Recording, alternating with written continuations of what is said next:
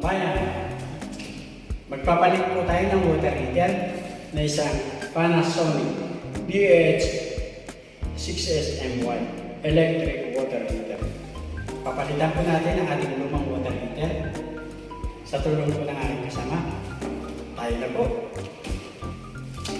Ang water heater po na ito ay nagkakahalaga ng 11,499 pesos. Wow! Buksan na po natin.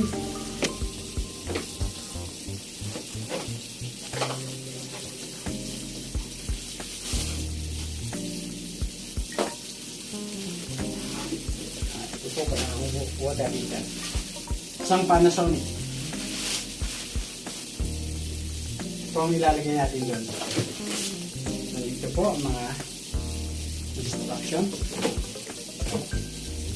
Ano? Ito natin.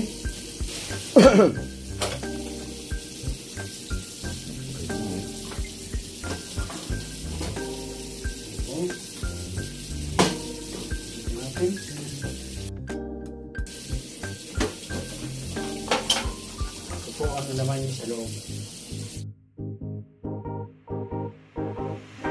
Panasonic water heater with model number DSM1 with a power of 6,000 watts or 6 kilowatts, 230 volts, stepless temperature control.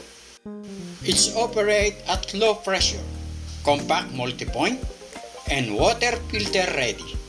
And aside from that, it is have 8 safety points like a water flow sensor, auto thermal cutoff, manual reset thermostat, copper heater unit, built-in earth leakage breaker, we call it ELB, water splash proof case cover, non-flammable material compliance, and insulated structure. Lahat pong yan ay nakapaloob dito sa Panasonic DSM1 water heater. Ito po ang water heater na ating papalitan. Pero bago po natin gawin yon, ay patayin po muna natin ang circuit breaker para po sa ating kaligtasan. Tanggalin na po natin.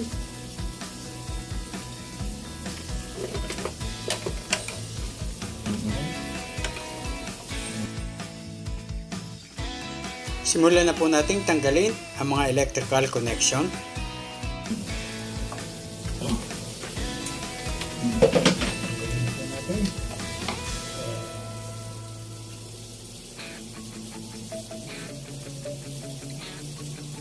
Tanggalin na po natin ang mga hose, pero patayin po muna natin ang gate valve na nagsusupply ng tubig sa water heater.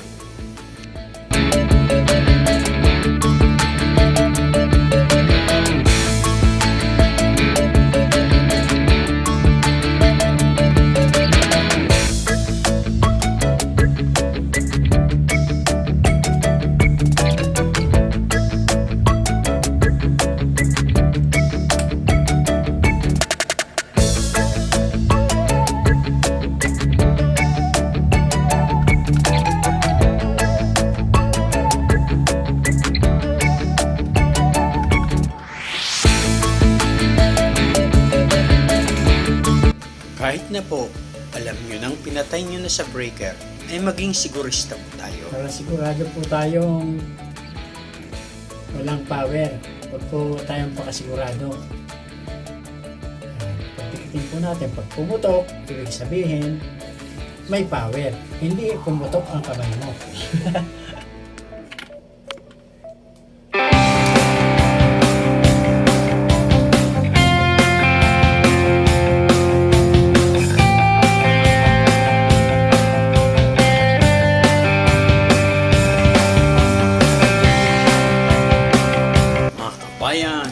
Kakapsat, kasangkayan. Ngayon po ay nalista po natin ang lumang water heater. Ngayon po ay papalitan na po natin ang bagong water heater na isang Panasonic DH6SM1 electric water heater. Mahirap pong magtrabaho ang nakahiga. humingi po tayo ng tulong sa aking kasamahan na si Eli. Bantayin mo ito. Ilalagyan po natin ng marking para po sa pagbabarena.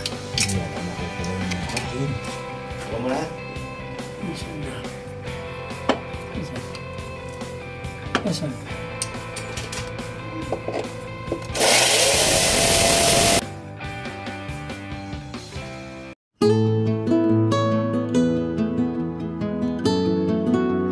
Yan po, naikabit na po natin. Ngayon po ay lalagay na po natin ang wire ng power supply.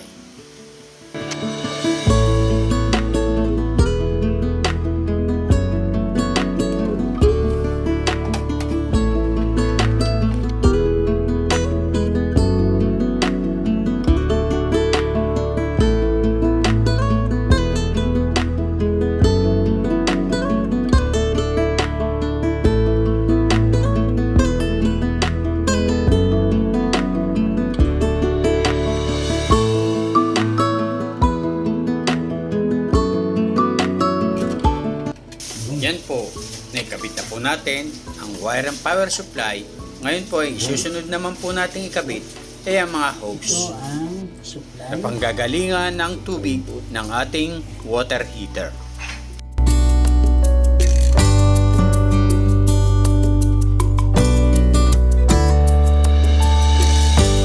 Ngayon po ay susubukan na po nating buksan ang gate valve para po malaman natin kung may leak o wala. Buksan na po natin ang mga angle pan. Pumasok yung dumi niya sa titiyan. Okay. Ilagay na po natin ito.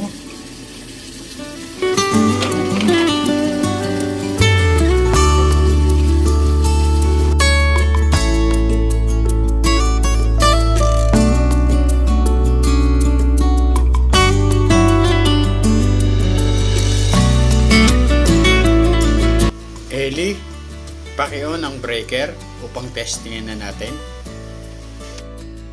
Yan.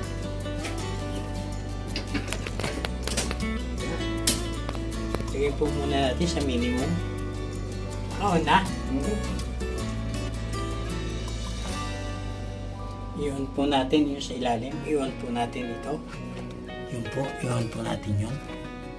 I-on po natin. Para po. Yan. I-on po natin ito. Yun. May ilaw na po. May ilaw na po ang ALB. Ngayon po i-adjust po natin sa temperature na nais natin. Ngayon po i-testingin po natin ang tubig kung umiinit po. Ay, napakaganda. Ay, anong masasabi mo, Mr. Eli?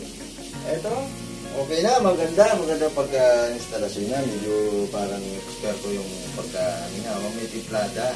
Matitimpla mo dito, pagka pinanda mo sa gitna ng ganito, medyo mainit. Pero lagay mo rito, mainit na mainit. Nasa sayo, wala pagtitimpla mo lang sa dito sa pilipunan. Pero may temperature pa yata doon sa kabila sa ilalim kung Halimbawa, gusto ko pa pong mas mainit, i-adjust ko lang ang adjust tikat. po sa ilalim. Tama po siya, tama po. Okay. Okay. Yan po. Okay na po. Wala pong tulo. Sana po ay may natutunan na naman po kayo mula sa inyong abang lingkod na si Juan Masipag na hindi tinatamad. Kaya hinihiling ko po sa inyo na mag-subscribe.